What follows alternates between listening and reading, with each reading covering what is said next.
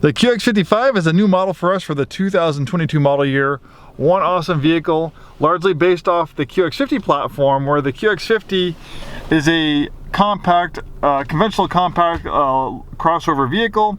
The QX55 is more of a fastback, more sporty styling on the outside, a little bit more of a sweeping roof line, more aggressive styling.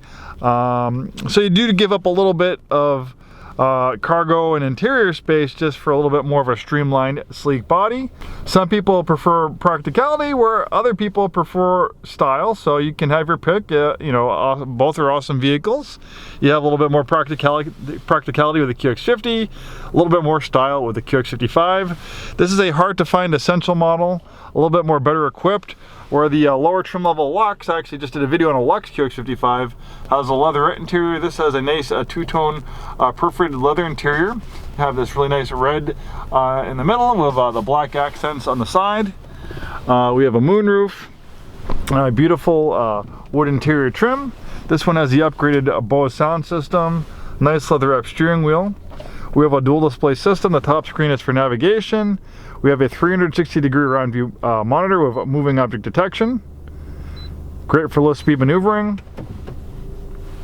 The bottom screen is a tablet-like interface for vehicle settings and apps. We have a drive mode selector here. You also have one here, and you can pick and choose different drive modes with the drive mode selector. So we have Eco, Standard, Sport, and Personal.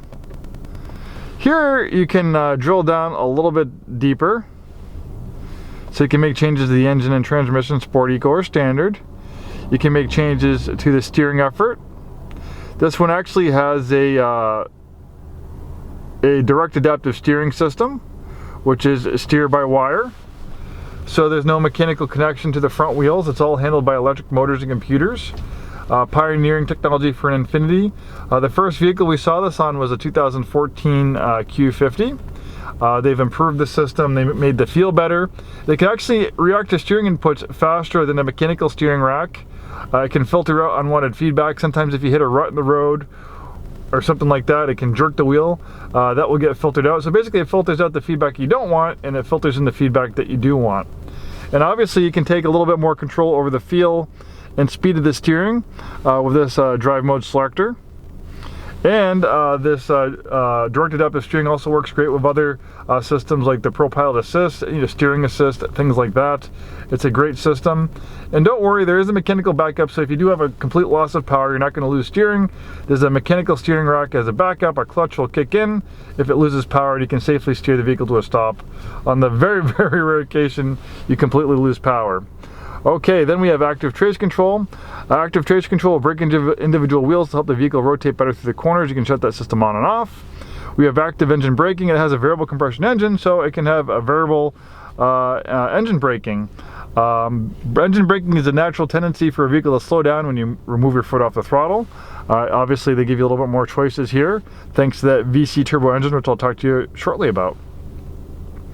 Okay, and then for driver's assistance features, you can shut the VDC on or off. That's the vehicle dynamic control system. So we have lane departure warning, a lane departure intervention. We have a lane steering assist, so this will keep you centered in your lane on the highway. It also will follow gentle bends on the highway too. We have forward and backward emergency braking. Distance control assist will slow the vehicle down if you're approaching vehicles in front of you. It's not a safety feature, it's more of a driver's assistance feature. We have blind spot warning and blind spot intervention, so it'll steer you back in your lane if you try merging into a vehicle that's near blind spot. And then we also have traffic sign recognition. You can set that system on or off. Really cool stuff. The Pro Pilot Assist with the steering assist combined with the adaptive cruise control is really great for stop and go traffic. You have this button right here that activates your safety shield technologies. You can see you have all your safety features and driver's assistance features. All the data is right there in that center screen. You have the steering wheel right there. The steering wheel will change color when the steering assist is active. It's basically what we call level 2 autonomy. They want you to keep your hand in the wheel, they want you to pay attention, but the vehicle is doing the work for you. It's, you know, going with the flow of traffic, and it's steering you in your lane on the highway. So you're just paying attention, just supervising in case you need to take over. And these systems are designed to be used in the highway, not for, you know, back roads or, you know, conventional driving. But if you drive on the highway, especially in stop and go traffic, these systems are a godsend. We also have a heads-up display.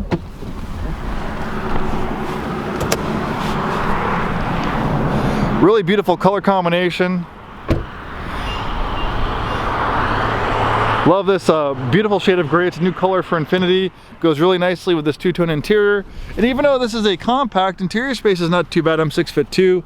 I had that front seat adjusted for my height. The rear seats, they slide back and forth. They also recline. So I'm pretty comfortable back here. My head's not hitting the top of the ceiling. Unlike the QX50 where front wheel drive is standard, all-wheel drive is optional. All-wheel drive as of at least 2022 model year is standard on the QX55 across the board. Great all-wheel drive system.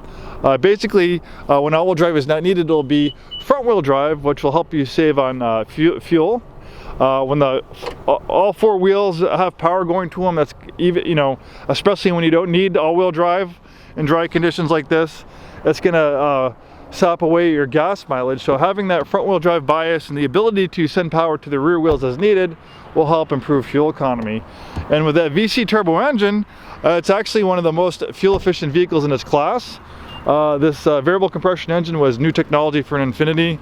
Look at the beautiful front end styling of the QX55. We have these cube design LED lights for excellent nighttime visibility. Infiniti was working about 20 years on this variable compression technology. Finally, after 20 years, they got to the point where it was smooth and reliable enough to put in a production vehicle. We've had it in our vehicle since 2019, and it's now starting to migrate into some Nissan products as well. The new Rogue has the 3-cylinder version of the VC turbo engine. So basically the way it works is it's a small 2-liter turbo engine that can change the compression ratio on the fly. So depending on what type of driving you're doing, it's going to change the characteristics of the engine. So you're kind of doing easy that does it back road driving, maybe driving on the highway. The car can tell you don't need full power, so it'll change that compression ratio to a 14:1 compression ratio, which will calibrate the engine for maximum fuel efficiency.